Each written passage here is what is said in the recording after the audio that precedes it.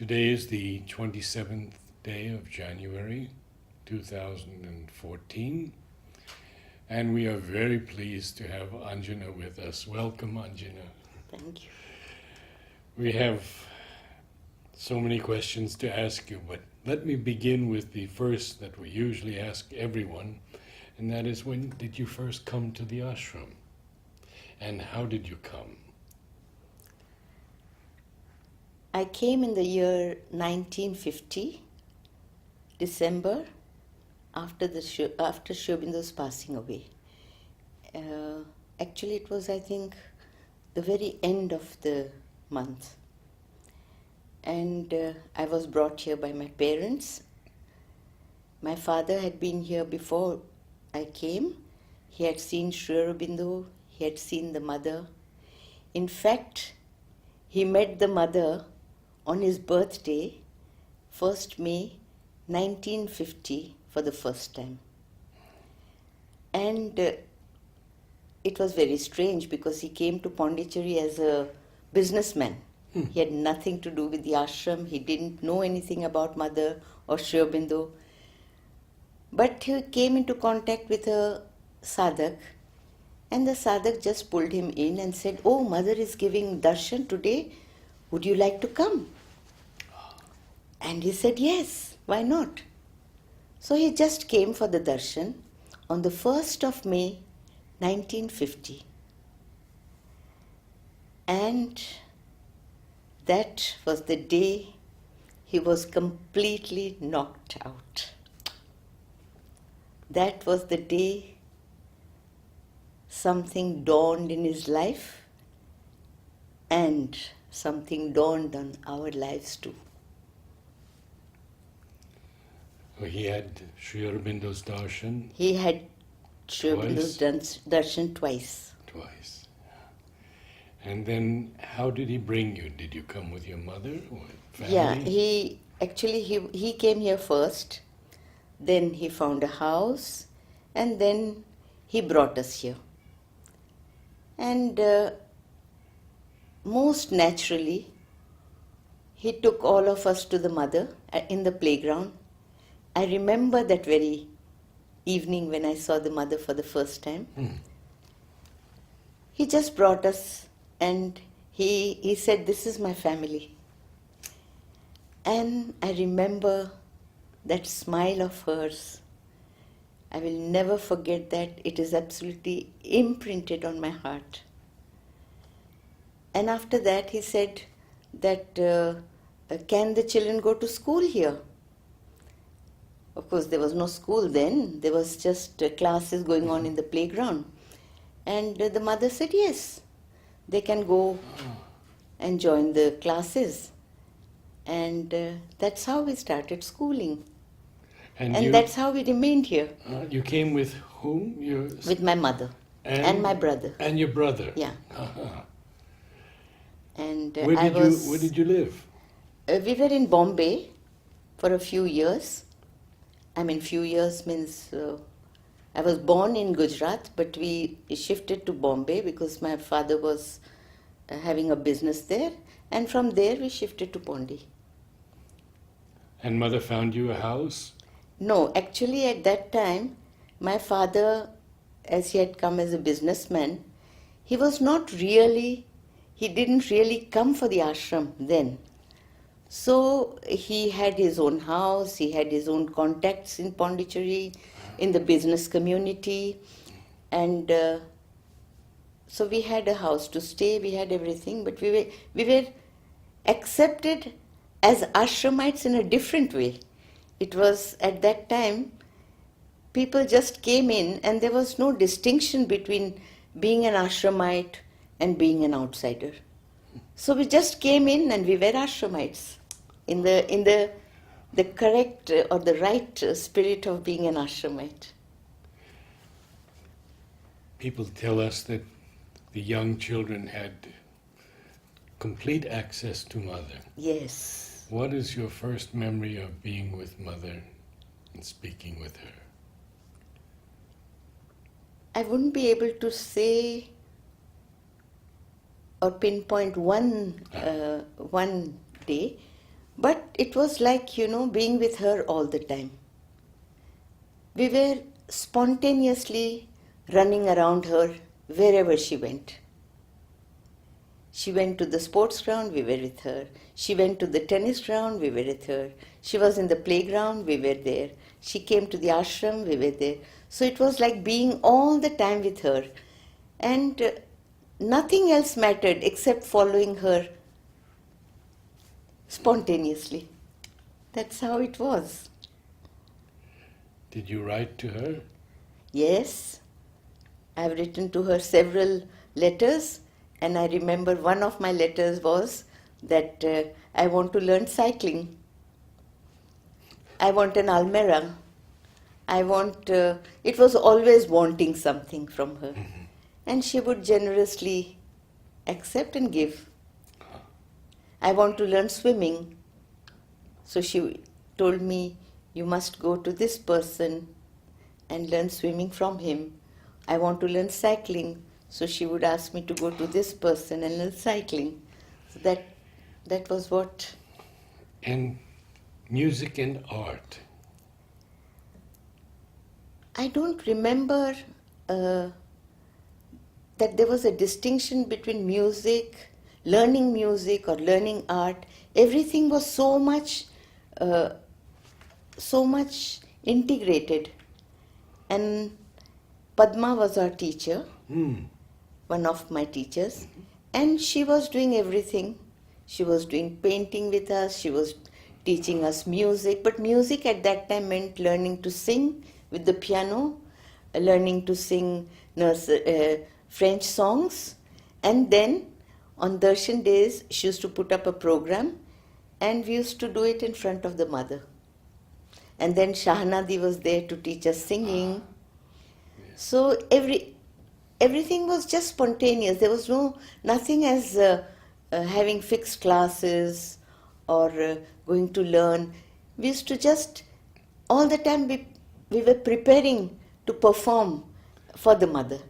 So it was such a spontaneous thing that we just went to, they told us you have to go to Sunilda. So we would go to Sunilda for something that he was preparing for the 1st December.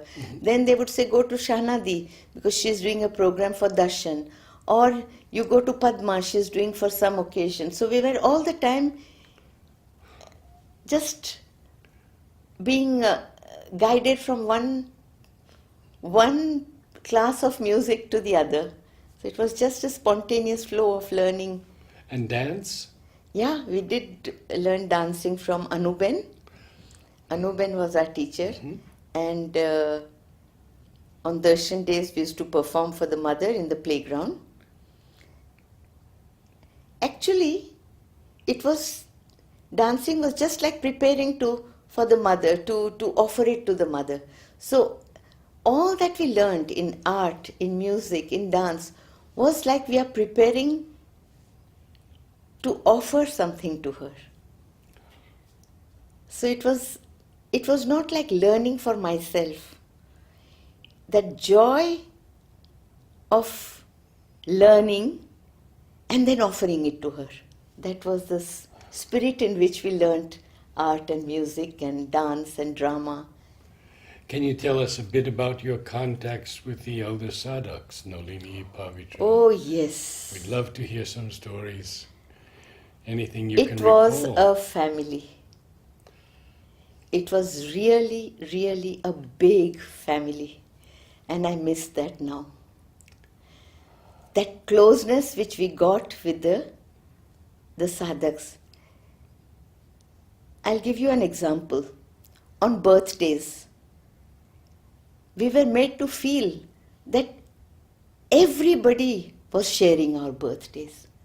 In the morning, early morning, Nirmalda would come, he was the gardener, one of the gardeners, with a huge big bouquet of flowers. And he would say, this bouquet, you're going to give it to the mother today. Then I remember Niranjanda, who was in charge of the library. Yes.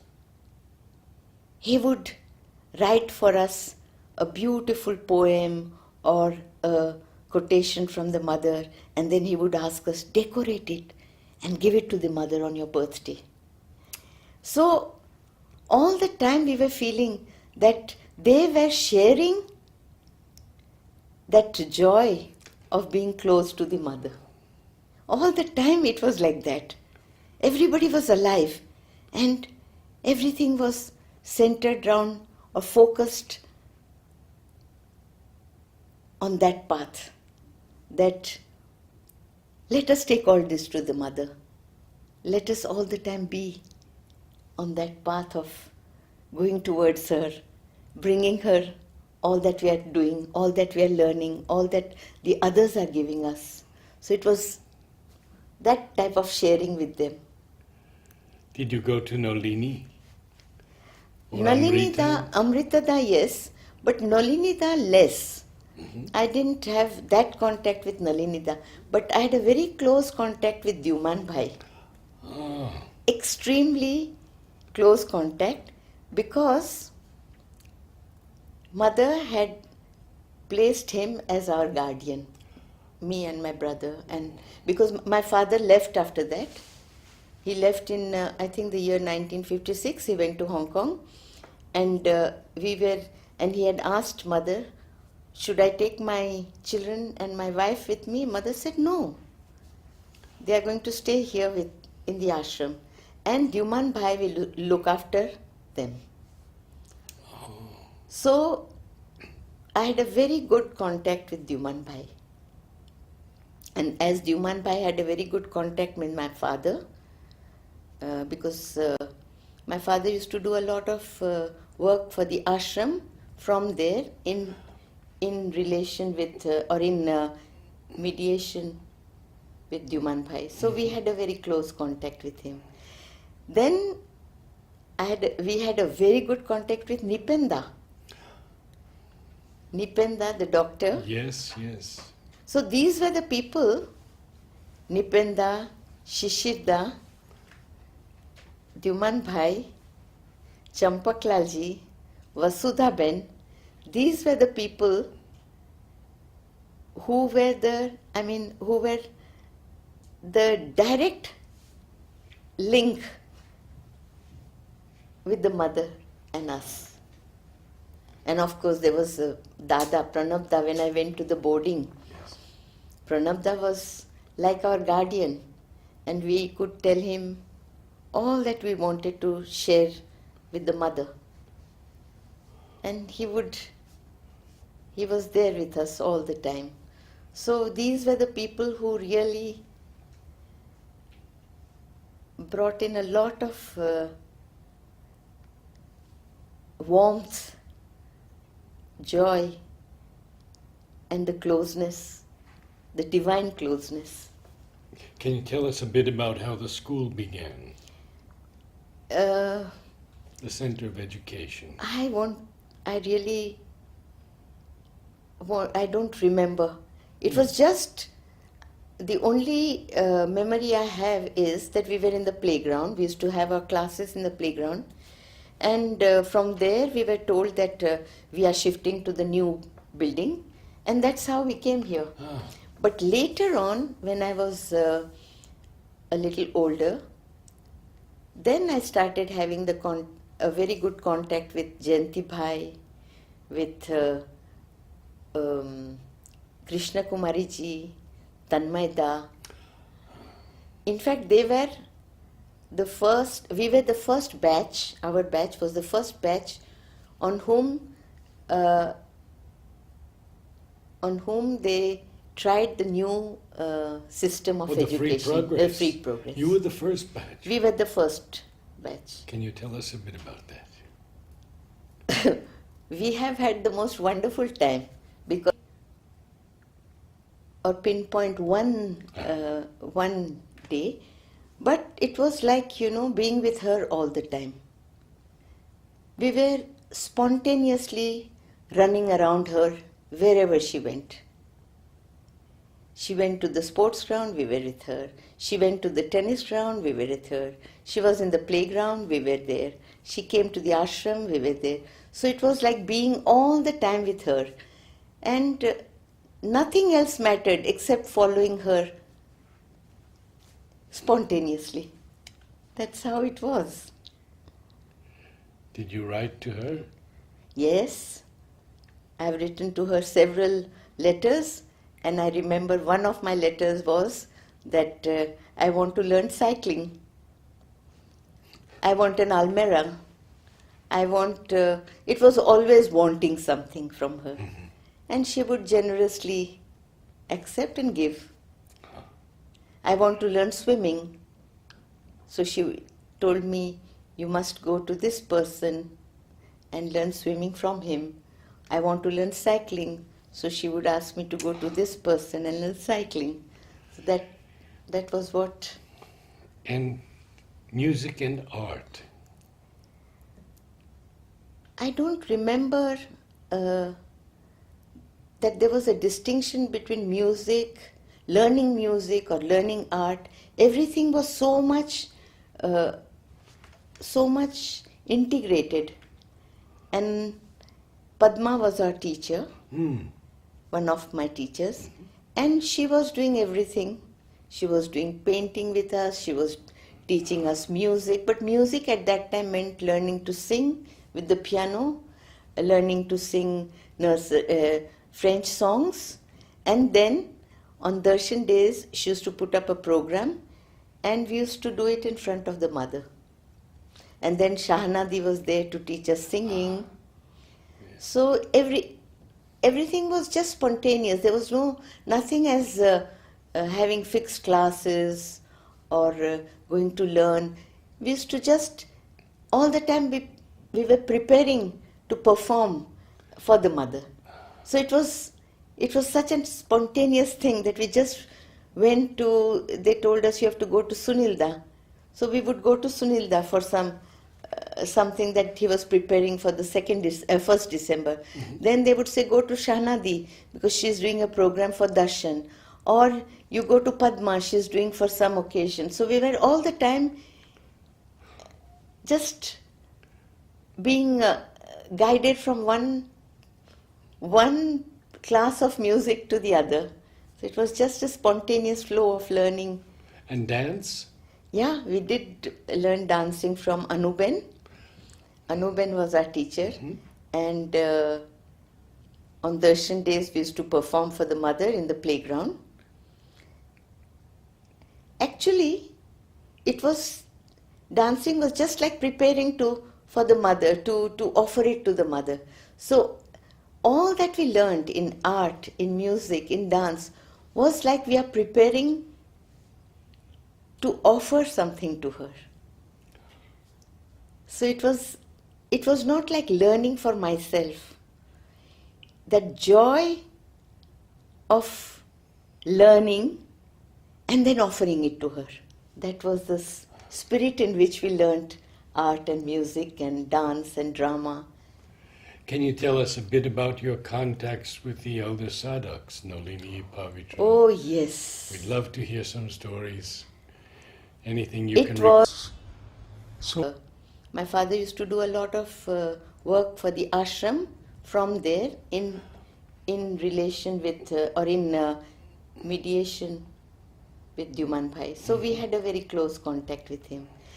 Then we had a very good contact with Nipenda.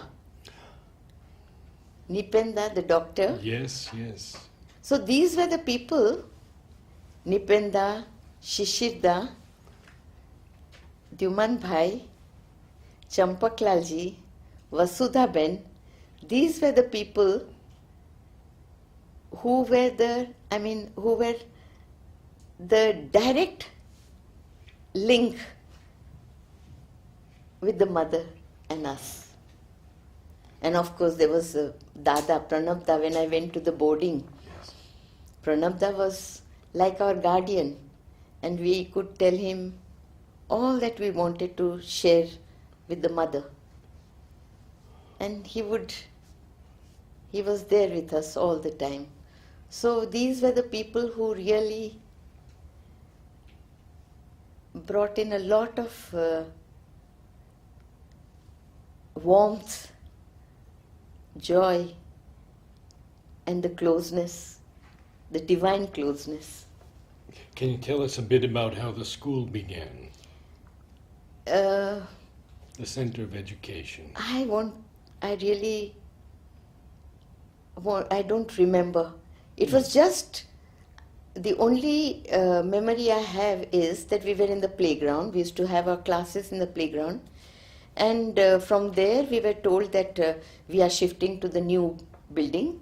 And that's how we came here. Ah, But later on, when I was a little older, then I started having a very good contact with Jayanti Bhai, with Krishna Kumari ji, Tanmay Da. In fact, we were the first batch, our batch was the first batch on whom they tried the new system of the education. free progress. The free progress. You were the first batch. We were the first batch. Can you tell us a bit about that? We have had the most wonderful time because it was really, really the free system. And we have just enjoyed ourselves. We have never thought, we had never been put the thought that we are studying. It was just play, it was just enjoyment, it was just wonderful. And all the work was done by the teachers. I mean, Jayanti Bhai, Tanmay Da, Krishna Kumari ji were working almost 24 hours and building up this whole system, guided by the mother. We never felt that they are trying something with us. It was just that they are sharing the joy, a joy of. And how is it today? Free progress system continues? It continues, but it is not the same. It has changed. It has taken different turns. Maybe it's better for now, but in our times it was quite different. Did you do any sports? Yes, from the very beginning. From the time I came here, in fact, from the next day, I joined the group. And at that time, there was no such thing as you have to have a uniform or you have to start in the green group. You came in and you joined in. That was it. What were you good at? I was very good at swimming. Swimming. Later on at swimming, but I was a very active girl. Mm-hmm. As a child, I was very, very active. And I think I was good in gymnastics.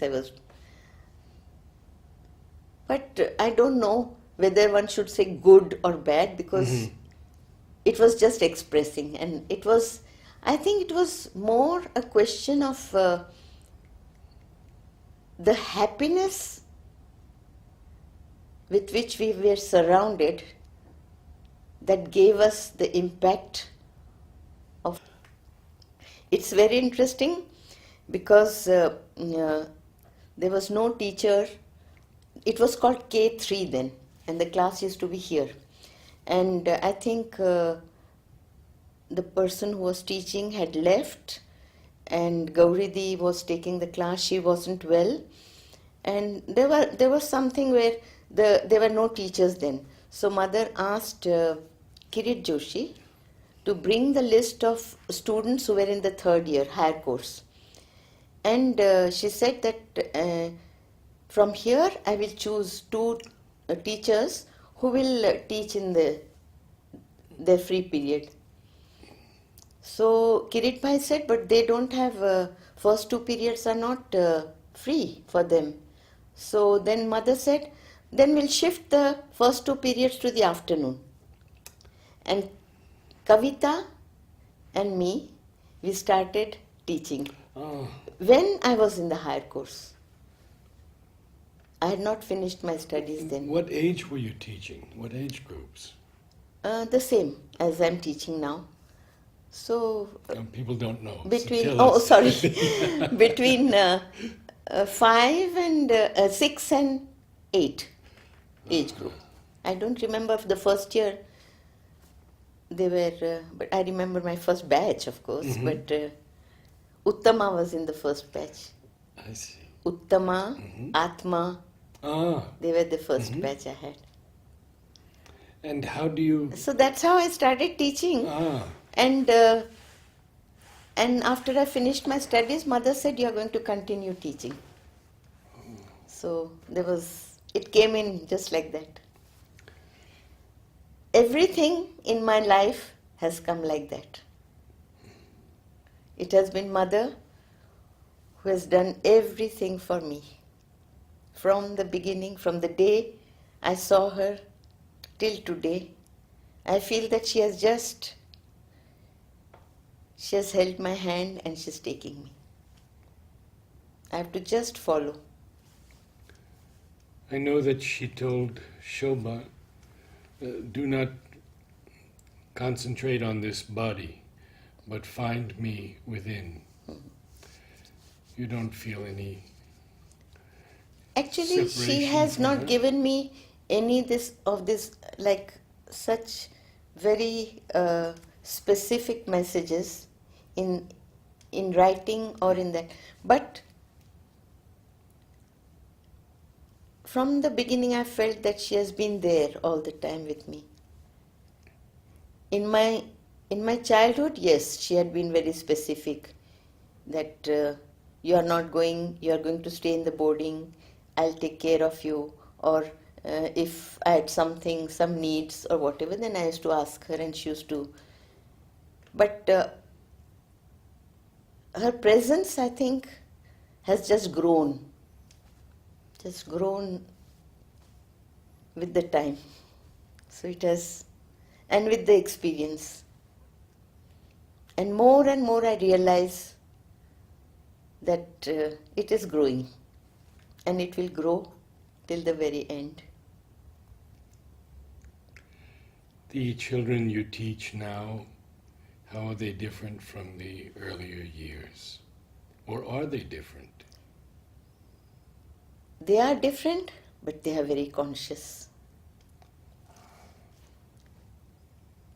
They are different because they didn't get the physical contact of the mother. But they are doing, I think, a far greater work than we have done. Because we had the physical presence of the mother. We didn't have to think, we didn't have to worry, we had carried as though in a boat to the other side of the river without any ripple, any disturbance. While as they are facing so much of outside influence, so much of so many difficulties of and obstacles, and even then they are being able to keep this presence, which is so beautiful. So they are much stronger than us in that way.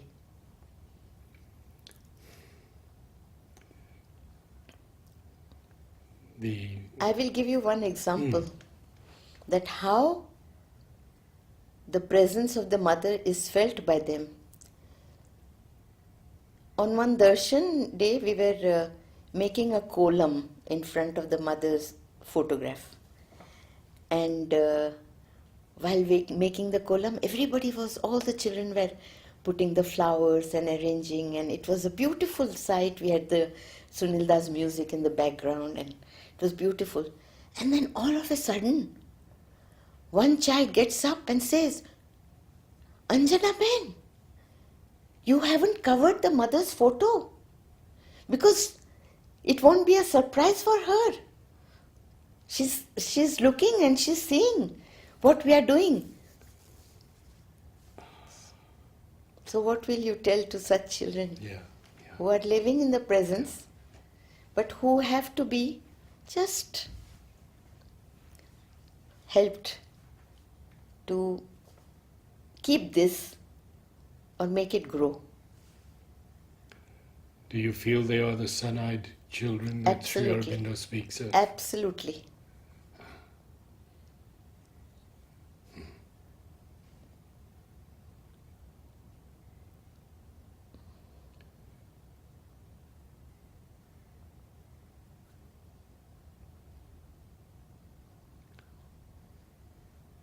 Have you met any of them who are extremely special, that you would say more than the others? No. No. Because each one, in each one, there is a spark at different times. So I won't say that this particular child is very special or very, but there are moments in all these children who have been accepted here, who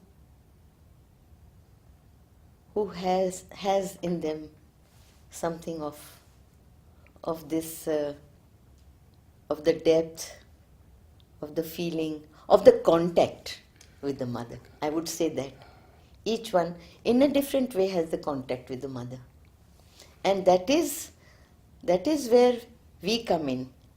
How much or how long or how much can we put in to keep this contact growing? That is our, I think that is our duty, our sadhana, our yoga. Part of our yoga. Yes. As a teacher. And your fellow teachers? Oh yes, I'm the luckiest. I feel I'm in the best of environment of teaching in the Lafa here. Because all my colleagues have all been touched by the mother, blessed by the mother. Yes.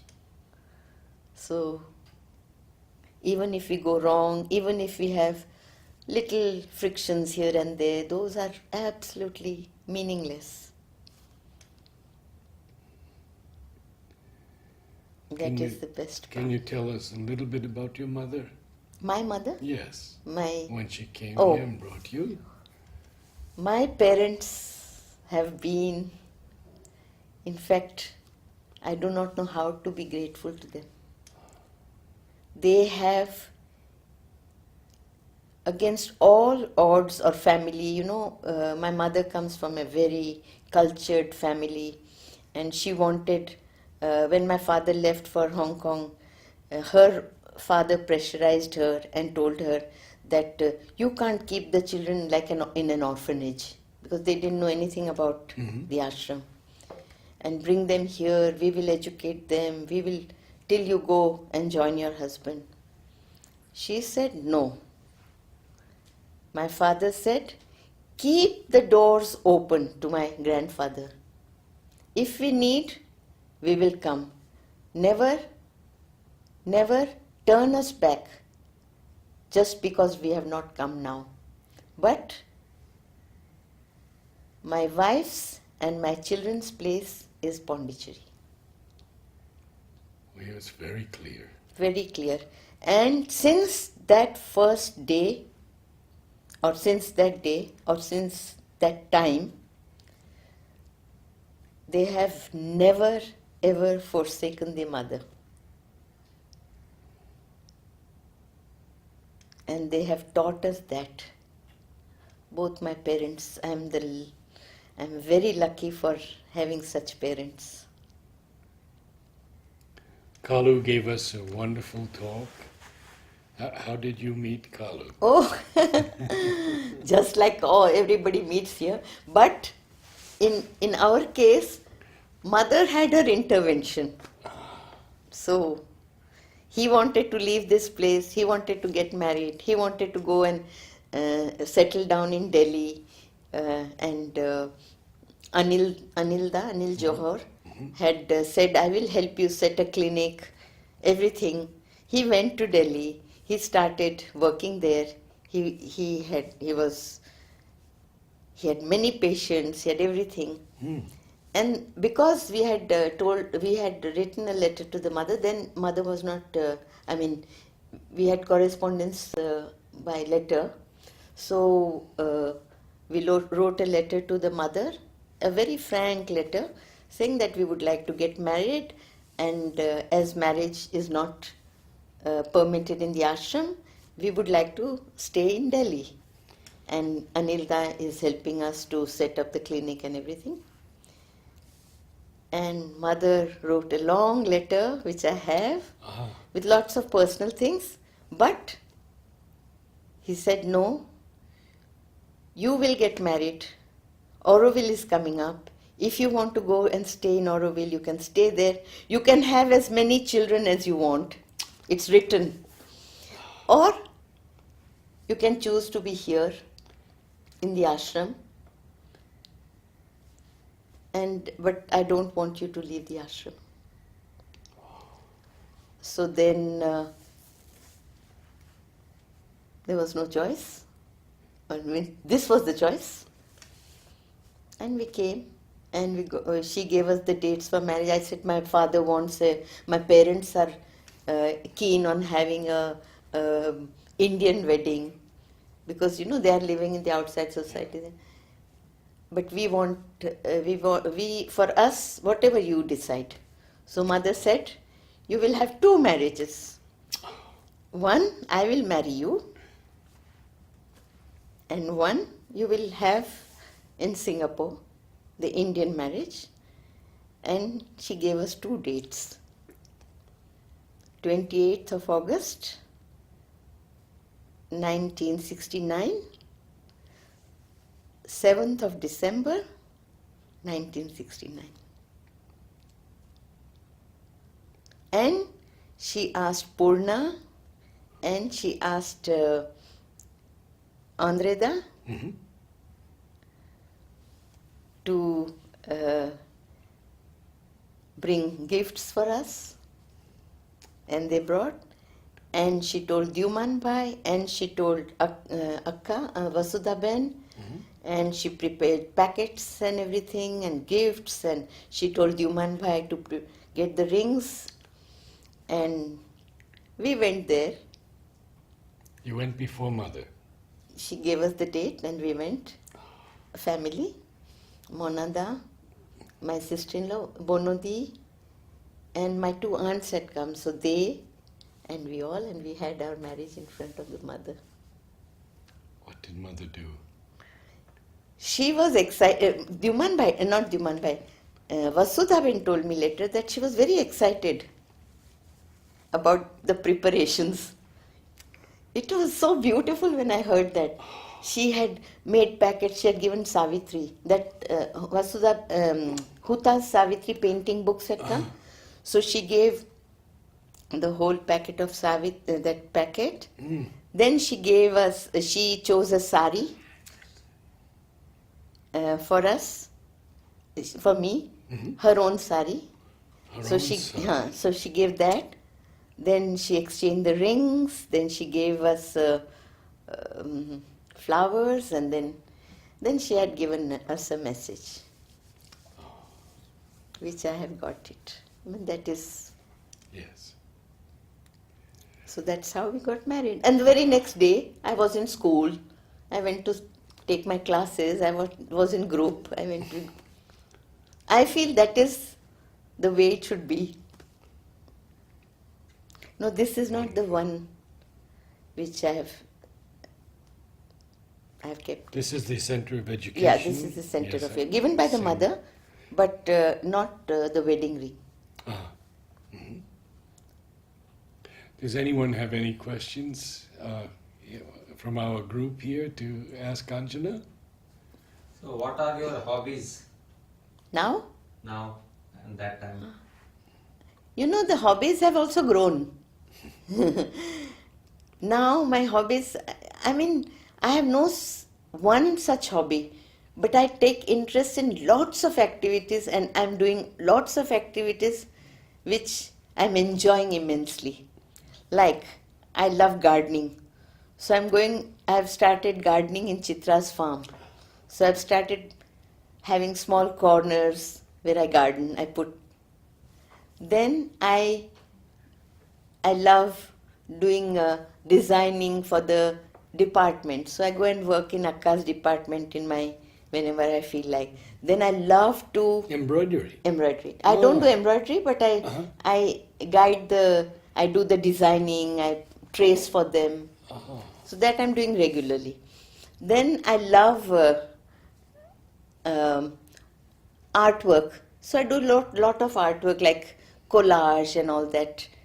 And then now my passion is to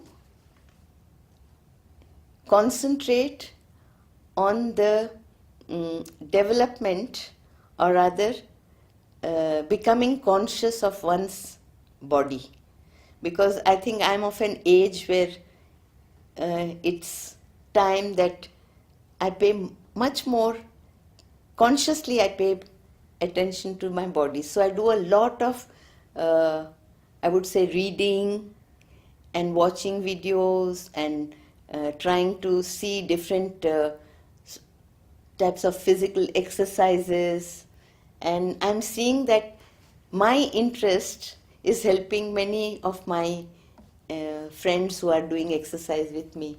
So that's one thing I'm very much interested in. And of course, my children in the Lafon. Yes. That's my passion. You must have made a lot of gifts for the mothers. Oh yes, Painting so. lots. And the last, I went to her on my birthday, February 10th, 1974, no? No. 1973. Mm-hmm. And that year, I had made, I don't know, so many saris I had embroidered. Plenty of saris. And each sari, mother took, touched it, caressed it almost, and I bought them all. My mother bought them all. So I have all those saris which we have gifted one or two to very close friend of ours, but they had been all appreciated, touched, caressed by the mother. So, do you feel the same presence of the mother that you are moving around with her Yes, even today? I feel it, but I'm not very conscious all the time. But when I see that I'm passing through a difficult stage, it may be emotionally, it may be some rift somewhere or something. If I consciously go in contact with her, it helps me a lot, and I have been able to build that contact slowly, and it's becoming now gradually more and more and more. Did you approach mother in your difficulties? Yes, but small difficulties. I've never had, you know, because we had been living in a paradise, we have never, at least personally, I have not come through such crisis where I had to come out in but in any crisis, whether it be small or big, I have not had big crisis, but I have learned to compromise with myself and to be able to take her help. So, what difference do you see your time you were in the ashram in earlier days and now? The transitions that have taken place. I won't be able to say for others. Yes. I'm telling for myself. I feel that all this is happening, whatever is happening, is part of the evolution, spiritual evolution. And I think it was necessary, otherwise, Mother wouldn't have given that. And we have to just be sincere to ourselves and try to follow whatever she has said. And if in sincerity we can do that, I think obstacles or whatever it be, it will change. Good things and bad. So when Darshan days, you used to go to the mother. Yeah. So now how different do you feel the Darshan days? It depends. That time, during the mother's presence, darshan days used to be absolutely, you didn't have to even prepare. At least, I'm talking very personally about me. I didn't have to prepare. I just went to her and that's all. It was done. Whatever had to be exchanged was exchanged. Whatever, it was just beautiful. Now one has to, I feel, now one has to prepare oneself inwardly and then get the same thing. But now a preparation, I think because of so much of outward influence and her physical presence not being there, we can build that physical presence, but one has to prepare for it. So you had many balcony darshans and terrace darshans Yeah. with mothers. So can you tell something about that? About the balcony darshan, I wouldn't be able to pinpoint, but because I remember we used to bunk the balcony darshans. We were made to get up early in the morning. Aruna Ben used to wake us, and we would sleep. We wouldn't go to the balcony darshan, earlier balcony darshans. And then all the older, because our boarding was a mixed group, boys, girls, age group was also like Latadi was there, Narendra Da was there, and we were there, the youngest, almost 20 years of difference. But they would all go, but we used to never find that it was that important to start your day by going to the balcony darshan. Slowly as we grew, or we became a little older, we started feeling that it was important. That was something that was important for us. But one of the darshans which I used to love was, after the balcony darshan, Mother used to see some people upstairs. She used to come out after the balcony darshan. I don't know her duties, but then she would come and she would give a rose, pin the rose on the brooch that we used to wear, and plant a kiss on the forehead. And it was not for everybody. I don't know how did she choose, but I remember all those people who used to go.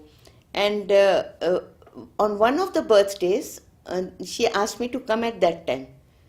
So I went, and since that day I told her, can I come tomorrow? She said yes.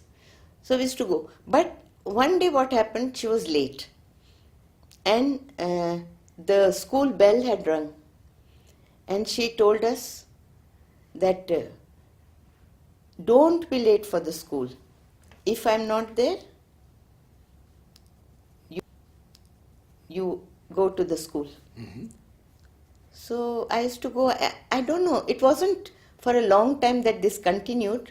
I don't even remember how many months or how many, but it was there, and that was a very special darshan because she used to give a pink rose, which hardly exists now, that rose. But Chitra in her garden has that rose, and the other day I saw and I said, Chitra, do you remember? This is the rose she used to give us. Is it tenderness for the divine? The pink one, Yeah, the yeah. little one. Yes. Which remained almost in a bud. It never opened up a lot. And then we used to wear special brooches, and then she would put that there. She would plant a kiss on the forehead, and we used to go away. So you have been to mother on many occasions on your birthday. Yeah, so on my do you birthday. recollect any flower that gave you or some association? No, she used to give a bouquet to us at that time. We used to give a huge big bouquet to her, which Nirmalda used to prepare. And that is the beauty. Nirmalda used to prepare the bouquet very, very consciously.